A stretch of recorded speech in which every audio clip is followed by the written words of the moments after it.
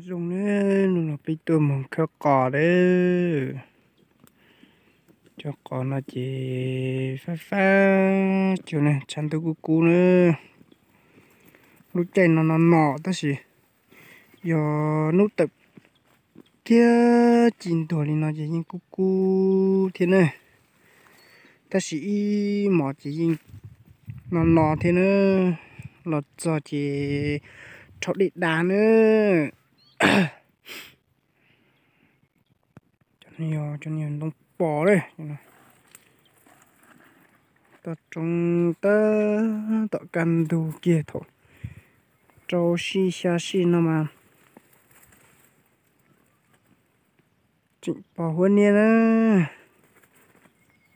không nó không đều của cho em mua cho hoa lò bự hào hà nữa chào các bạn nha. Đây là cảnh trước mình quay một đoạn mình có trong một video là có may nhé các bạn nha. Đây cái sông Đà đây, đây cái giếng này.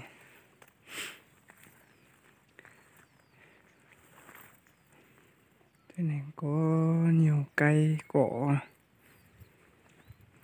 cây chít, các loại cái chỗ này. Năm nay họ bấy chín rất là nhiều ở chỗ này. Chả màu bây giờ cũng hết rồi. Cho nên chỉ là tỏ pi lưu lì nó tỏ hòn đây lại chỉ tỏ tua khổng tua mà thay cái ô nó ô họ cho nên sai nữa luôn nè tua một khắc cọt chỉ tua cho nên tua xe to trong hộp bể nữa. Bây giờ ký một tê chỉ lên nó này pha chùa lên nữa lấy cho có nó là cú pha thiên có cú chỉ trong thiên này chả đa cho nó chỉ cho trong có thế này lúc này to xia chỉ có liệu tê nhận nó xin nữa ý trọng không gì nữa cú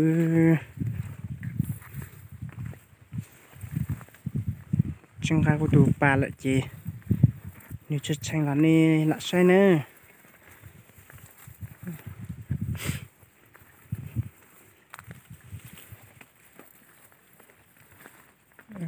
các bạn nha, đây các bạn nha, trên này là trên đùi này của hải in đa lồ mũi in đa lồ nhân là đấy nhân là hải nữa đây là tích lở trên đỉnh nha.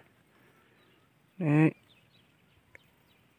này con đường từ trên này xuống lên đây nhá, lên trên này. Đấy.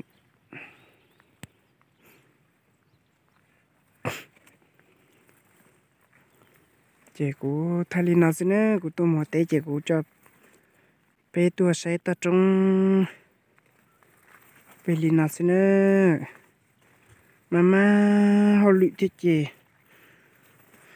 chị không thay thiết chỉ tao không cho nó thay tao ta chỉ tao không cho thiết chỉ mua phải phát thì nhớ là chỉ mua mạng chỉ mua wifi chị mạng mình chỉ yêu chỉ cho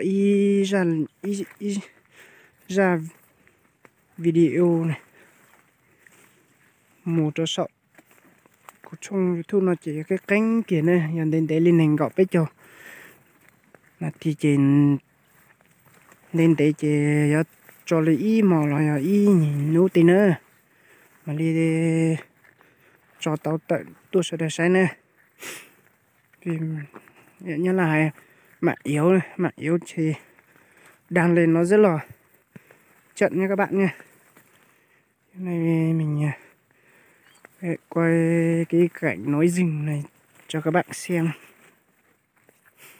cuộc sống của mình vùng cao, đi làng ngô, làng sáng, làng ruộng, làng thóc Như vậy thôi nha các bạn nha.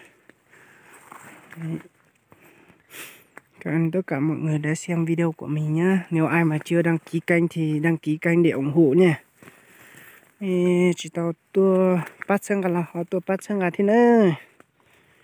Cú mặt cho nên theo cú in đã phong gì chứ trông ta chỉ cú chỉ tao không thì cú tua sai chỉ ta này sao xả đi chả nữa. Chỉ này họ tua sai cú thiên này không này họ tua sai cú thiên. Cú li mà cú bảo chỉ cú thiên tua sai tao này thế nữa. Mọi người ai chưa ủng hộ thì ủng hộ mình nha. Mình nhìn thấy thì mình sẽ ủng hộ lại với tất cả mọi người. Đây là cái đường họ mở đường ô tô nhưng mà chẳng sao hết. Mà nó gì nó xin nữa. Nhà rồng lấy trong phong gì nữa.